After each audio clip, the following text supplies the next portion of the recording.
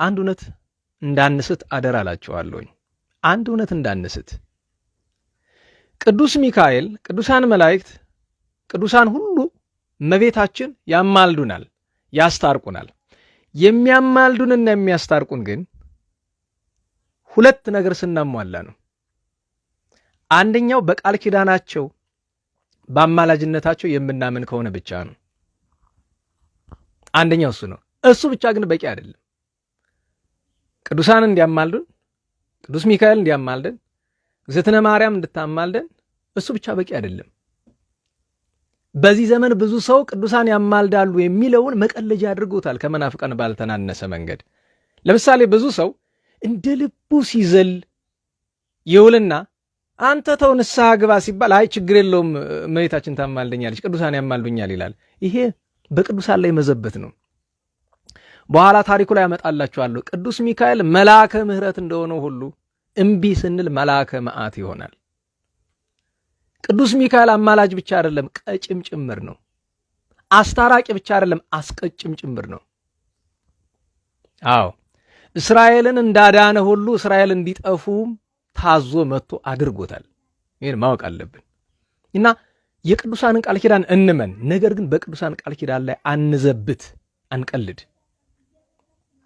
አንድ ክርስቲያን መድኃኒታችን ኢየሱስ ክርስቶስ እግዝእትነ ማርያም በቅዱስ ዮሐንስ ወንጌል ምዕራፍ 2 ቁጥር 5 ላይ ብላ ምንድን ያስተማረችን? እግዝእትነ ማርያም ኩሎ ዘይቤለክሙ ግበሩ፣ የሚላችሁን ሁሉ አድርጉ። መጀመሪያ አንድ ክርስቲያን ክርስቶስ መድኃኔ ዓለም የሚለውን ነው ማድረግ ያለበት። ክርስቶስ መድኃኒታችን የሚለውን ነገር ሆን ብለን እየጣስነ እግዝእትነ ማርያም ታማልደናለች ብለን እንዳንጠብቅ፣ ቅዱስ ሚካኤል ያማልደናል ብለን እንዲያውም ይቀጡናል፣ ይጣሉናል። እሱን ነገር እንዳንረሳው እና በቅዱሳን ቃል ኪዳን ላይ አንቀልድ። ቃል ኪዳን እንዴት ነው የሚሰራ ካላችሁ፣ የቅዱሳን አማላጅነት የሚሰራ እንዴት ነው? ቅዱሳን የሚያማሉን ስለኛ አይደለም፣ ስለ እግዚአብሔር ቸርነትና ስለ እነሱ ቅድስና ነው።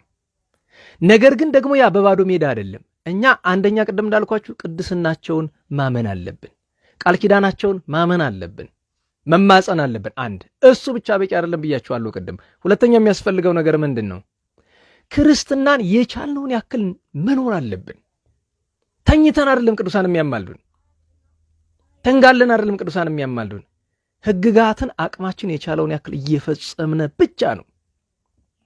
አንድ ክርስቲያን መድኃኔ ዓለም ኢየሱስ ክርስቶስ በወንጌል ሐዋርያት በሲኖዶሳቸው በየመልእክቶቻቸው ያዘዟቸውን ትእዛዛት አቅሙ የቻለውን ያክል መጠበቅ አለበት።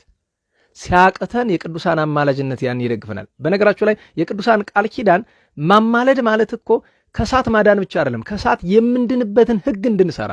እንደ ቅዱሳን ቅዱስ ሚካኤልን አባቴ ሚካኤል ከገሃነመ እሳት አድነኝ ብቻ አይደለም። ቅዱስ ሚካኤል አባቴ ጌታዬ ኢየሱስ ክርስቶስ ፈጣሪ ያዘዘኝን ሕግጋት እንድሰራ በአማላጅነት እርዳኝ ብሎ መጸለይ እንኳ አንድ ነገር ነው። እርዳኝ ብሎ መጸለይ እንኳ አንድ ነገር ነው እና ሕግጋትም መፈጸም አለብን። ሥርዓተ ቤተክርስቲያን መጠበቅ አለበት። እሱን ማወቅ አለብን እና እችን እንደ ማንሻ እንያዝ።